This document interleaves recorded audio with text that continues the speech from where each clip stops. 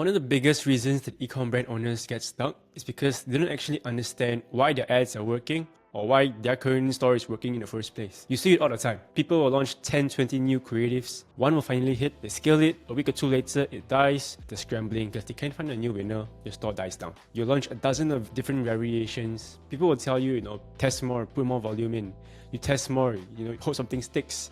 In the event, nothing actually sticks, nothing works. And this way, you're not actually building anything. You're trying to chase momentum, but you actually don't understand what's going on in the first place. If this sounds familiar, it's probably because no one ever taught you how to run proper feedback loops. This one skill is really what separates the brands that consistently scale from the ones that burn out after 1-2 good months. While all these dudes who run killer data rips can actually find good ads. Everyone that I've helped scale to over $3 million per month has credited their success to just doing this. In this video, I'm going to show you exactly how we run feedback loops to extract insights from, of course, our ad tests, but not only that, from everything we do. Landing page tests, CRO, customer research. This way, you stop restarting from zero every single time you do new things. You start building on something that actually compounds. Eventually, your learnings compound, you get your next breakthrough. So let's dive into it.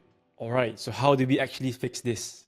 This is a cycle of despair that most of you guys are in. If you guys see this dude over here, be milking your winner, your kilo data rip, nothing worked, can't scale, store dying.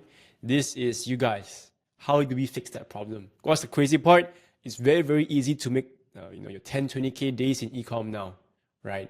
Even without understanding what you're doing, you rip some shit, show shit on the wall, you'll get to a certain amount of scale. It works. So I'll first explain how you got here in the first place, why you need to fix that, how do you fix that, right?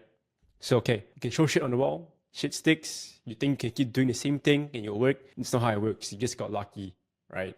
So hit your 10, 20K days, easy. Think you hit the code, hit 100K days next, doing the same thing. That's not how it works. If you keep throwing shit on the wall, there's a certain point where it becomes junk volume. Same thing, you go to the gym. You do 3 sets, you may have growth. You do 20 sets of the same thing, of bench press, you're probably not going to grow after 20 sets. It doesn't add anything extra. So in that case, your growth stagnates, can go further. And it's a thing called the Dunning-Kruger effect as well. When you first get started, right, you have something that sticks, although you're trash at it, you think you're top of the world. Oh my God, I'm so good at it. I can keep doing it and be the best. That's not how things work. At a certain point, okay, you realize, you know what? Shit is not working out. Then of course you don't feel confident in yourself because your skills are trash. Most people can't stick out the part where they're not confident and things are not working out anymore. This is a sticking point. If you actually made it through this middle point over here, get better at your skills. It might take you a few months, 1-2 years. Eventually, you be more competent, you build the skills towards it, your confidence goes back up. Because you got lucky, eventually you start to fatigue. Then panic sets in. Panic is in this middle point. You try to do more things, more iterations, and nothing hits. Throw shit at the wall again. The cycle of despair will repeat itself. This is why dudes, drop shippers especially, run up stores of 10, 20K days. Store dies. Oh guys, I'm going to run a new store. You keep repeating yourself. Eventually, you're just always stuck at these 10, 20K days. You'll never be able to scale further, right? Skill issue, really. It's because you never actually understood why your winner worked in the first place. What are the fundamentals behind it? So you can actually study it, be more competent, and then scale up. It's because instead of being more competent, people just give up and just try new things again. Guess what? You restart it back here at zero, right? You never go past the middle point. You just keep restarting over here. You never actually build a real brand, right? It makes it impossible to scale. So then what can you learn to replicate these good results then? Like we mentioned, feedback loops. Very straightforward, very simple thing. No one implements it ever. Don't ask me why. Just is, right? So straightforward. What's currently working for you? You analyze it. You come to the conclusion. It makes the next iteration better. Same thing in this graph. What's working now? Get the feedback. Okay, you analyze it. What did it work? Hypothesize. You have a hypothesis. Test it out. Did it work? Yes or no? Figure out why. Keep doing it until you deduce what is bad and you get to the good. Meaning you have a few ideas of why something isn't working. Test it all out. If something you test, you thought that was the reason why it did well, test it out, it didn't do well. Maybe that wasn't the reason why. It's okay. Now we cross it out. It's probably another reason. Eventually, you'll run out of things you will deduce. Then you actually get to what actually is making it a winner in the first place. Then you do more of it. Very simple process, right? You don't just look at a concept as, oh, this did well, this did not do well. You need to look past that. right? Looking at the fundamentals behind it, okay? Why didn't people resonate with the hook? Why did this format do well? Is it what's wrong with the editing? Because dudes will always tell me, oh, I ask them, what do you think this ad did well? Oh, the hook was good. Great. What does that mean? Think deeper behind it, right? There's always a marketing fundamental behind it. If your definition of ad is just hook good, hook bad, how are you going to create more reading ads? What is good? You guys don't know, right? So people always tell you that you only need to implement your feedback loops on your winners. People always tell me as well, I can't do any feedback loops. None of my ads are working out. But stealing losers are way more important. Right? This is you guys, you're tugging it out. Things not working well, you're tugging it out. Without any feedback loops, you're going blind. You're just literally tugging it out, like Pepe over here. Why you need to study your losers is because you have more losers than winners. There's more data towards there. Chances are you've made the same mistakes over and over again in your losers you never fixed.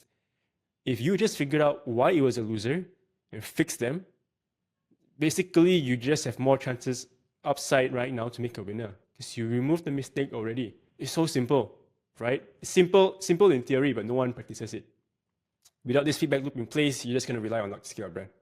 That's how it is. You're going to be in the dark for every single creative you make. Every single test you make is just throwing shit on the wall, hoping something sticks. Literally tugging it out. So what do? The top brands are masters at feedback loops. So how do you actually implement feedback loops in your business? Most of you guys just doing pump and dump stores, dropshipping, kilo data rips. But if you want to build something that compounds, that can scale to big numbers and eventually exit, you need to do this. It's an unavoidable step. Because you guys face a point in your business where it's, things are not working well. What do? Panic. Change to a different store. If you don't know how to navigate through that, you'll never be able to build something that's sustainable, something that you can exit for huge amounts of money, 8 figures, 9 figures. You're just copy pasting eventually. You're doing a professional VA's job. What's working, copy paste, new store, create what's working, copy paste. You don't build any skills, right? So how do top brands master this? First of all, you don't just spam test creatives for no reason. It all comes down to first thing, what? Tracking. Tracking is very, very important. Same thing. Dudes will say, why can't I lose weight? Do you track how much you eat? You track all the calories, the snacks in between? No, you don't. That's why people can lose weight. There's been studies, you can find out, look it up as well. Participants, even though they didn't exercise extra, they just track what they're eating and they just lost weight. Because the first step is knowing. Let's say for this sheet over here, for our creatives. How many winning ads did you make? How many losing ads you made? What's your ad hit rate? You don't know. Then how many winning ads are you actually making? You don't know. Why aren't you scaling? My ads aren't hitting. Okay, great. How many winners did you make? 1? It makes sense, right? You can make any winning ads. But you have so many losing ads also during learnings. Why did they lose in the first place? Or even more important, why did you want to create it in the first place? Because intent is important as well. If you're telling me this ad idea came about because, you wanted to copy some other competitor. If you think you copy competitors and it works, why would someone purchase from you instead of them?